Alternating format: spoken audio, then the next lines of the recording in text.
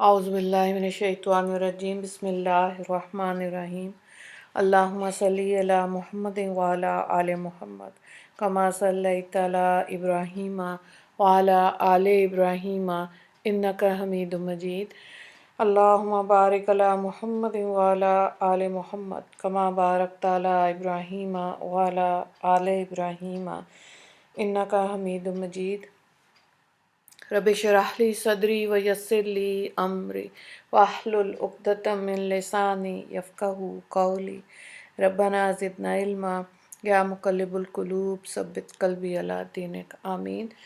آیت الکرسی کی فضیلت اور اس کے اثر کے بارے میں آج ہم مختصر سا دیکھیں گے۔ یہ آیت الکرسی کے نام سے مشہور ہے اور اس میں اللہ تعالیٰ کی ایسی مکمل معرفت بیان کی گئی ہے جس کی نظیر نہیں ملتی، اس لیے اس آیت کو قرآن کی سب سے افضل آیت قرار دیا گیا۔ اور احادیث کی روشنی میں ابی بن کعب رضی اللہ تعالیٰ عنہ سے روایت ہے کہ آپ صلی اللہ علیہ وآلہ وسلم نے مجھ سے پوچھا، ابو منذر جانتے ہو تمہارے پاس کتاب اللہ کی سب سے عظمت والی آیت کون سی ہے؟ میں نے کہا اللہ اور رسول ہی جانتے ہیں۔ آپ نے پھر پوچھا، ابو منذر جانتے ہو تمہارے پاس کتاب اللہ کی کون سی آیت سب سے عظیم ہے؟ میں نے کہا لا الہ الا هو الحی القیوم۔ آپ صلی اللہ علیہ وآلہ وسلم نے ان کے سینے پر ہاتھ رکھا اور فرمایا، ابو منذر تمہیں علم مبارک ہو۔ مسلم نے اسے کتاب فضائل قرآن میں بیان کیا۔ حضرت ابو ہریرہ رضی اللہ تعالیٰ عنہ کہتے ہیں کہ آپ صلی اللہ علیہ وآلہ وسلم نے مجھے صدقہ فطر کی حفاظت پر مقرر کیا۔ کوئی شخص آیا اور غلہ چوری کرنے لگا، میں نے اسے پکڑ لیا اور کہا میں تجھے رسول اللہ صلی اللہ علیہ وآلہ وسلم کے پاس لے جاؤں گا۔ وہ کہنے لگا میں محتاج ہوں، سخت تکلیف میں ہوں، چنانچہ میں نے اسے چھوڑ دیا۔ اچھا، جب صبح ہوئی تو آپ صلی اللہ علیہ وآلہ وسلم نے مجھ سے پوچھا، ابو ہریرہ رضی اللہ تعالیٰ عنہ، آج رات تمہارے قیدی نے کیا کہا تھا؟ میں نے کہا یا رسول اللہ صلی اللہ علیہ وآلہ وسلم، اس نے محتاجی کا شکوہ کیا تھا تو مجھے رحم آیا، میں نے چھوڑ دیا۔ آپ صلی اللہ علیہ وآلہ وسلم نے فرمایا دھیان رکھنا، وہ جھوٹا ہے، وہ پھر تمہارے پاس آئے گا۔ چنانچہ اگلی رات وہ پھر آیا، غلہ اٹھانے لگا۔ میں نے پکڑا اور کہا کہ ضرور میں تمہیں آج آپ صلی اللہ علیہ وآلہ وسلم کے پاس لے جاؤں گا۔ وہ کہنے لگا مجھے چھوڑ دو، میں محتاج ہوں اور آئندہ نہیں آؤں گا، مجھ پر رحم کرو، لہٰذا چھوڑ دیا۔ صبح ہوئی تو آپ صلی اللہ علیہ وآلہ وسلم نے مجھ سے پوچھا، ابو ہریرہ تمہارے قیدی نے کیا کہا؟ میں نے کہا یا رسول اللہ اس نے سخت محتاجی اور عیالداری کا شکوہ کیا تھا، مجھے رحم آیا، میں نے اسے چھوڑ دیا۔ آپ صلی اللہ علیہ وآلہ وسلم نے فرمایا دھیان رکھنا، وہ جھوٹا ہے، وہ پھر آئے گا۔ لہٰذا تیسری بار بھی ایسے ہی ہوا، وہ آیا، غلہ سمیٹنے لگا، تو میں نے بھی یہی کہا کہ اب تو میں ضرور آپ صلی اللہ علیہ وآلہ وسلم کے پاس لے کر جاؤں گا۔ اب تیسری بار اس نے کہا کہ اب میں پھر کبھی بھی نہیں آؤں گا، مجھے چھوڑ دو، میں تمہیں چند کلمات سکھاتا ہوں جو تم جب پڑھو گے تمہیں بے حد فائدہ ہوگا۔ تو میں نے پوچھا وہ کیا ہے؟ کہنے لگا جب سونے لگو تو آیت الکرسی پڑھ لیا کرو، اللہ کی طرف سے ایک فرشتہ تمہارا نگہبان ہوگا، صبح تک شیطان تمہارے پاس نہیں آئے گا۔ چنانچہ اس کو چھوڑ دیا۔ صبح ہوئی تو آپ صلی اللہ علیہ وآلہ وسلم نے مجھ سے پوچھا تمہارے قیدی نے آج رات کیا کیا؟ اس پر آپ صلی اللہ علیہ وآلہ وسلم کو ساری بات بتائی اور انہوں نے فرمایا کہ ہاں وہ بالکل جھوٹا ہے اور وہ شیطان ہے۔ ابو ہریرہ جانتے ہو 3 راتوں سے تمہارے پاس وہی آ رہا تھا۔ اس کو بخاری نے روایت کیا۔ حضرت ابو ہریرہ رضی اللہ تعالیٰ عنہ فرماتے ہیں کہ رسول اللہ صلی اللہ علیہ وآلہ وسلم نے فرمایا کہ ہر چیز کی ایک کوہان ہوتی ہے اور قرآن کی کوہان سورہ بقرہ ہے، اور اس میں ایک آیت جو قرآن کی سب آیتوں کی سردار ہے وہ آیت الکرسی ہے۔ ترمذی نے اس کو روایت کیا۔ اس آیت کی عظمت یہ ہے کہ یہ آیت جہاں اللہ تعالیٰ کی تقدس کو بیان کرتی ہے وہاں شرک کی سب اقسام کی جڑ کاٹ کے رکھ دیتی ہے۔ ابتدا میں اللہ تعالیٰ نے فرمایا کہ اس کے سوا کوئی الہ نہیں، اور اس کی دلیل میں 2 باتیں یا 2 صفات ارشاد فرمائیں کہ وہ حی اور قیوم ہے، وہ ازل سے زندہ ہے اور اب تک رہے گا۔ تھوڑا سا اس آیت کی تفصیل کو تھوڑا سا مختصر سا دیکھ لیتے ہیں۔ پہلا جملہ ہے اللہ لا الہ الا ہوا، یعنی کہ اس میں لفظ اللہ اس میں ذات ہے، جس کے معنی ہے وہ ذات جو تمام کمالات کی جامع اور تمام نقائص سے پاک ہے۔ لا الہ الا ہوا میں اسی ذات کا بیان ہے کہ قابل عبادت اسی کی ذات ہے۔ دوسرے جملے کو دیکھیں، یہاں پہ حی القیوم، یعنی حی کے معنی عربی زبان میں زندہ کے ہیں۔ یہ لفظ لا کر یہ بتایا کہ وہ ہمیشہ زندہ ہے اور باقی رہنے والا ہے، وہ موت سے بالا تر ہے۔ لفظ قیوم قیام سے نکلا، قیام کے معنی کھڑا ہونا، قائم رہنا۔ قیوم اور قیام مبالغے کے صیغے کہلاتے ہیں۔ ان کے معنی ہے وہ جو خود قائم رہ کر دوسروں کو قائم رکھتا ہے، سنبھالتا ہے۔ قیوم اللہ تعالیٰ کی خاص صفت ہے جس میں کوئی مخلوق شریک نہیں ہو سکتی، کیونکہ جو چیزیں خود اپنے وجود بقا میں کسی دوسرے کی محتاج ہوں، وہ کسی دوسری چیزوں کو کیا سنبھال سکتی ہیں۔ اسی لیے کسی انسان کو قیوم کہنا بھی جائز نہیں ہے، عبد القیوم کہہ کے نام کو بلانا چاہیے۔ اگر یہ نام رکھا ہے، صرف قیوم بولیں گے تو گنہگار ہوں گے۔ اللہ تعالیٰ کے اسماء صفت میں حی و قیوم کا مجموعہ بہت سے حضرات کے نزدیک اسم اعظم ہے۔ حضرت علی مرتضیٰ رضی اللہ تعالیٰ عنہ فرماتے ہیں کہ غزوہ بدر میں نے ایک وقت پہ یہ چاہا کہ حضور صلی اللہ علیہ وآلہ وسلم کو دیکھوں آپ کیا کر رہے ہیں۔ جب وہاں پہنچا تو دیکھا آپ سجدے میں پڑے بار بار یا حیو یا قیوم، یا حیو یا قیوم کہہ رہے تھے۔ تیسرا جملہ دیکھیں، لا تأخذہ سنۃ ولا نوم۔ لفظ سنۃ سین کے زیر کے ساتھ اونگ کو کہتے ہیں، جو نیند کی ابتدائی آثار ہوتے ہیں، اور نوم مکمل نیند کو کہتے ہیں۔ تو اس جملے کا مفہوم یہ ہے کہ اللہ تعالیٰ اونگ اور نیند سب سے بری ہے۔ پچھلے جملے میں لفظ قیوم نے جب انسان کو یہ بتایا کہ اللہ تعالیٰ سارے آسمانوں، زمینوں اور ان میں سمانے والی تمام کائنات کو تھامے اور سنبھالے ہوئے اور ساری کائنات اسی کے سہارے قائم ہے، تو ایک انسان کا خیال اپنی جبلت و فطرت کے مطابق اس طرح جاننا ممکن ہی نہیں جو ذات پاک اتنا بڑا کام کر رہی ہو۔ اس کو کوئی وقت تھکاوٹ نہیں ہوتی، کچھ آرام کی ضرورت نہیں ہے، نیند بھی اس کے لیے ضروری نہیں ہے۔ اور دوسرے جملے میں علم و بصیرت اور محدود قدرت رکھنے والے انسان کو اس پر متنبہ کر دیا کہ اللہ تعالیٰ کو اپنے اوپر یا دوسری مخلوقات پر قیاس نہ کریں، اپنا جیسا نہ سمجھیں۔ وہ مثل اور مثال سے بالا تر ہے، اس کی قدرت کاملہ کے سامنے یہ سارے کام نہ کچھ مشکل ہیں، نہ اس کے لیے تھکاوٹ کا باعث ہیں، اور اسی کی ذات پاک تمام تاثرات اور تھکان، اونگ، نیند سے بالا تر ہے۔ چوتھا جملہ ہے لہو ما فی السماوات و ما فی الارض۔ اس کے شروع میں لفظ لہو کا لام تملیک کے معنی کے لیے آیا، جس کے معنی یہ ہوئے کہ تمام چیزیں جو آسمانوں یا زمین میں ہیں سب اللہ تعالیٰ کی مملوک ہیں، وہ مختار ہے، جس طرح چاہے اس میں تصرف فرمائے۔ پانچویں جملے میں یہ معرف القرآن سے یہ دیکھ کے میں پڑھ رہی ہوں، حضرت مولانا مفتی محمد شفیع صاحب کی کتاب ہے، تفسیر جو انہوں نے لکھی ہے۔ پانچویں جملے میں ارشاد فرماتے ہیں من ذا الذی یشفع عندہ الا بإذنہ، یعنی ایسا کون ہے جو اس کے آگے کسی کی سفارش کر سکے اس کی اجازت کے بغیر۔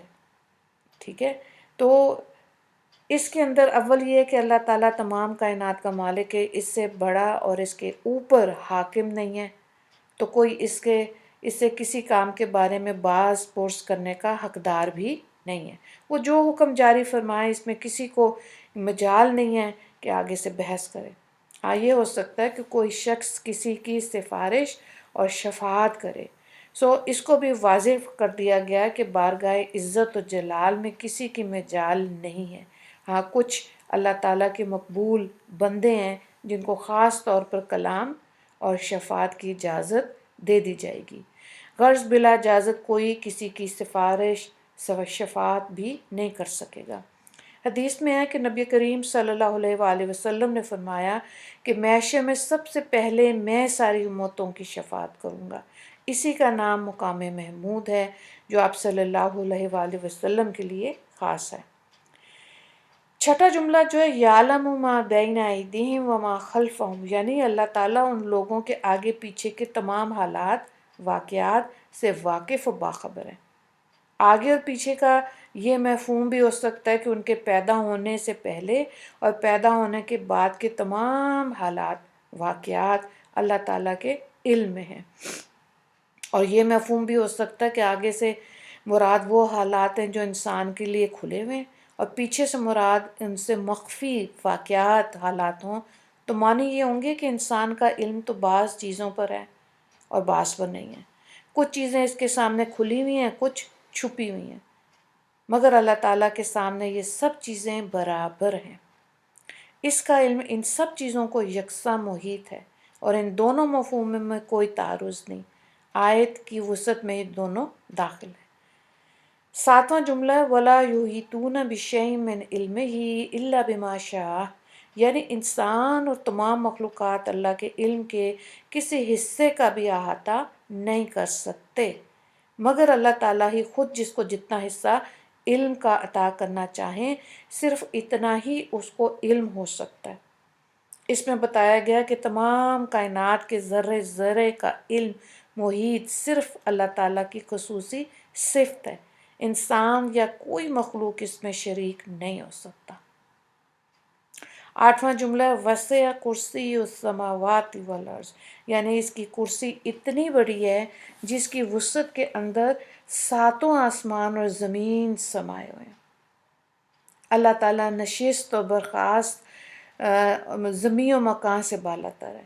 اس قسم کی آیات کو اپنے معاملات پر قیاس نہیں کرنا چاہیے، اس کی کیفیت حقیقت کا ادراک انسانی عقل سے بالا تر ہے۔ البتہ مستند روایات حدیث سے اتنا معلوم ہے کہ عرش اور کرسی بہت عظیم الشان جسم ہے جو تمام آسمان اور زمین سے بدرجہ بڑے ہیں۔ کرسی کی تفسیر اور معنی میں مفسرین کا اختلاف بھی موجود ہے۔ حضرت ابن عباس رضی اللہ تعالیٰ عنہ فرماتے ہیں کہ کرسی سے مراد علم ہے، یعنی اس کا علم تمام آسمانوں اور زمینوں کا انتظام درست رکھے ہوئے۔ بعض مفسرین نے کرسی کے معنی قدرت اور عظمت بیان کیے ہیں، یعنی اس کی قدرت کاملہ اور عظمت تمام آسمان اور زمین کا انتظام درست رکھے ہوئے، اور بعض نے ظاہری معنی مراد لیے، لکھا ہے کہ کرسی ایک جسم ہے، عرش سے چھوٹا اور آسمان سے بڑا۔ علماء محققین نے لکھا ہے کہ اللہ تعالیٰ تو نشست اور برخاست سے پاک ہے، اس لیے کرسی اور تخت پر بیٹھنے سے مبرہ و بالا تر ہے۔ یہ الفاظ بطور استعارات کے اس کی ذات مقدسہ کے لیے قرآن کریم میں استعمال ہوئے، تو ان پر بلا تفتیش کیفیت اور بغیر حقیقت جانے ہوئے ہی ایمان رکھنا ضروری ہے۔ نواں جملہ دیکھیں وَلَا يَئُودُهُ حِفْظُهُمَا وَهُوَ الْعَلِيُّ الْعَظِيمُ، یعنی اللہ تعالیٰ کو ان دونوں عظیم مخلوقات آسمان اور زمین کی حفاظت کچھ مشکل نہیں، کیونکہ اس قادر مطلق کی قدرت کاملہ کے سامنے یہ سب چیزیں نہایت آسان ہیں، وہی عالی شان عظیم الشان ہے۔ پچھلے جملوں میں اللہ تعالیٰ کی ذات و صفات کے کمالات بیان ہوئے ہیں، ان کو دیکھنے اور سمجھنے کے بعد ہر عقل رکھنے والا انسان یہی کہنے پہ مجبور ہے کہ ہر عزت، عظمت، بلندی، برتری کی مالک اللہ رب العزت کی ذات ہے۔ یہاں پر اس میں حضرت ابو ذر غفاری رضی اللہ تعالیٰ عنہ فرماتے ہیں، بلکہ اس سے پہلے یہ دیکھیں کہ اس میں مولانا طارق جمیل صاحب نے بھی بڑی اچھی کیلکولیشن اس میں بیان کی ہے کہ پہلا لفظ جو ہے نا اللہ لا الہ الا ہوا، اس کو آپ دیکھیں وَهُوَ الْعَلِيُّ الْعَظِيمُ کے ساتھ ملائیں کہ اللہ ہی ہے، اس کے سوا کوئی الہ نہیں، اور وہ عالی شان ہے۔ دوسرا جو جملہ ہے لا تأخذہ سنۃ ولا نوم، اس کو اگر جوڑا جائے ولا یعود حفظہما، تو یہ خوبصورت جوڑ ہے کہ اللہ تعالیٰ کو نہ نیند آتی ہے نہ اونگ آتی ہے، اور وہ حفاظت یعنی کہ تھکاوٹ جو چیز ہے دنیا کی، جو دنیا میں انسان کو تھکاوٹ آتی ہے، انسان کو آتی ہے، اللہ کو نہیں آتی۔ ہاں لیکن انسان کو جنت میں بھی تھکاوٹ نہیں ہوگی، لیکن حفظہما یعنی کہ وہ حفاظت کر رہا ہے اللہ تعالیٰ نے، یعنی کہ دونوں عظیم مخلوقات آسمان اور زمین کی حفاظت جو ہے وہ اللہ کے لیے بالکل بھی مشکل نہیں ہے۔ پھر اگلا جملہ جو ہے اس کو جوڑا انہوں نے لہو ما فی السماوات و ما فی الارض سے، وسع کرسی السماوات والارض، دونوں کو مطلب کو دیکھا جائے تو اس کی تشریح میں وسعت محسوس ہوتی ہے نا، یعنی اس کی کرسی اتنی بڑی ہے اور اتنی وسعت والی ہے جس پر عام انسان اس کا ادراک نہیں کر سکتا، اور جتنا علم اللہ تعالیٰ نے دیا انسانوں کو، جس کو جتنا چاہا، اور کچھ تھوڑا سا انسان نے اپنی محنت سے لیا، ان سب چیزوں میں اللہ کا علم جو ہے بے حد وسیع ہے۔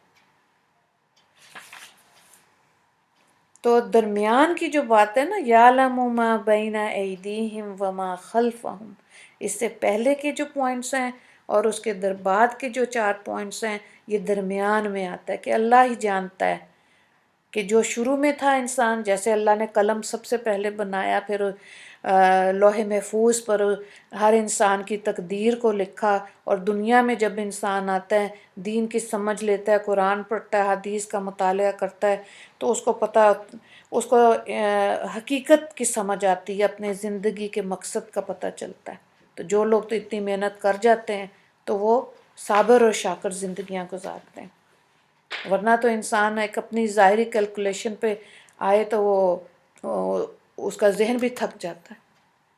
بہرحال یہ بڑی اچھی جوڑ بھی مولانا صاحب نے اس پہ تحقیق کر کے بیان کی ہیں، اور اس چیز کو یعنی کہ ایسی عظیم آیت ہے جس کو رات سونے سے پہلے پڑھ لیا جائے تو انسان اللہ کی حفاظت میں آ جاتا ہے۔